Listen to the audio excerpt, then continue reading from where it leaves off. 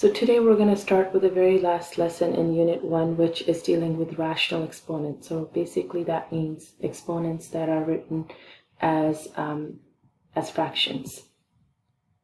What we're going to do is first going to learn how to write numbers which are expressed as powers.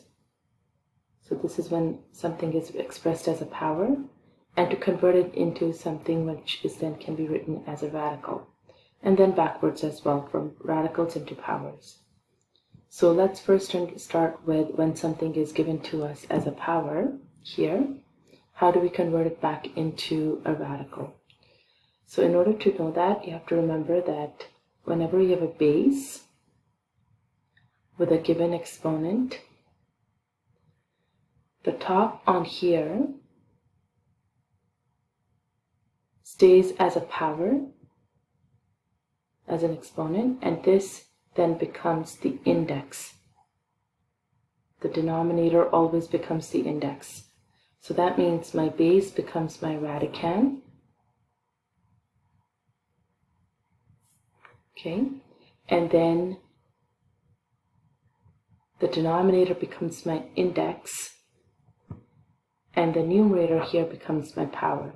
So it either can be written inside right next to your radicand, or it is okay to even write that as outside as an exponent. Okay, so this is the way we convert it. Let's see if we can apply this to some examples. So on page 93, we're looking in that first investigation, part C. The first example is asking us to take this number and then move it and change it into a radical form. So remember, your base becomes your radicand. Okay, the denominator becomes the index, and the numerator becomes a power. So I like to do this as outside.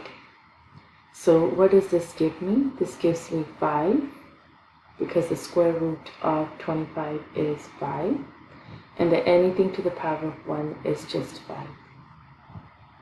Okay. Same thing here again. This becomes the radicand. The denominator becomes the index.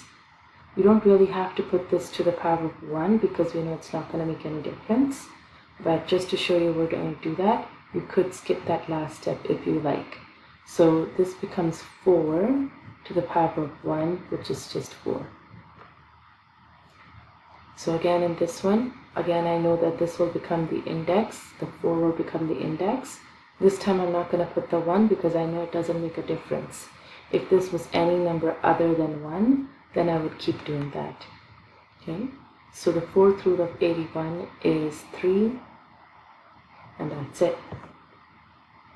We would do the same thing to our variables. So this is x, and this is square root.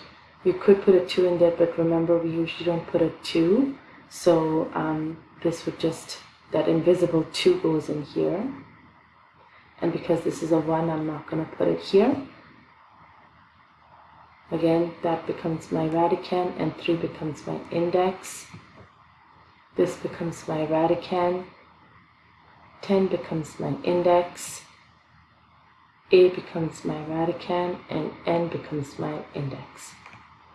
So this would be a way to convert a power into a radical form. Okay, so all of them we first converted into a radical form. If it's possible to evaluate it, we did evaluate it, and then for some of them all we could do was express them in a radical form.